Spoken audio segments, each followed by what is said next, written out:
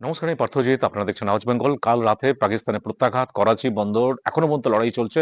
INS Vikrant থেকে করাচি বন্দর পুরোপুরি ধ্বংস, বাণিজ্যিক যে ক্যাপিটাল বলা হয় পাকিস্তানের। এছাড়াও অ্যাডমিনিস্ট্রেটিভ ক্যাপিটাল ইসলামাবাদ এবং লাহোর, রাওয়ালপিন্ডি থেকে শুরু করে বড় বড় শহর কিন্তু তছনছ হয়ে গেছে ভারতবর্ষের স্থল, নৌবাহিনী এবং এয়ারফোর্সের সম্মিলিত বাহিনীর যে আক্রমণে, প্রত্যাঘাতে।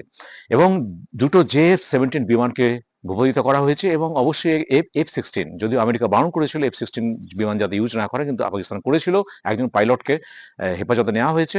ওদিকে বালুচ লিবারেশন আর্মি বেলুচিস্তানে, কোয়েটাতে সক্রিয় এবং যেকোনো সময় বালুচিস্তান কিন্তু আলাদা হয়ে যেতে পারে। উত্তর দিকে কিন্তু আফগানিস্তান থেকে তালিবান ঢুকছে এবং আফগানিস্তান এবং পাকিস্তান বর্ডার তারা মানছে না এবং তারা ঢুকতে শুরু করেছে। এদিকে তো পিওজেকেতেও কিন্তু ভারতীয় আর্মির অনুপ্রবেশ শুরু হয়ে গেছে। যেকোনো সময় কিন্তু পিওজেকে আমাদের হাতে চলে আসার সম্ভাবনা রয়েছে। এছাড়াও লাহোর, ইসলামাবাদে এবং এই যে বড় বড় যে শহরগুলো, করাচি সহ অ্যাডমিনিস্ট্রেটিভ যে ক্যাপিটাল, সেই ক্যাপিটাল থেকেও কিন্তু প্রধানমন্ত্রী অন্য জায়গায় পালাতে বাধ্য হয়েছে। আসিম মুনির সেনাপ্রধানকে হেফাজতে নেওয়া হয়েছে। সম্ভবত তার স্থলাভিষিক্ত হতে পারেন শামসাদ মির্জা, এটা খবর আসছে। এছাড়াও আজকে বড় আপডেট যেটা, সেটা হচ্ছে যে এই যে প্রত্যাঘাতে সে কিন্তু পাকিস্তানের কোমর ভেঙে গেছে। এয়ার ডিফেন্স সিস্টেম যেটা রেডার, সেটাকে ধ্বংস করে দেওয়া হয়েছে।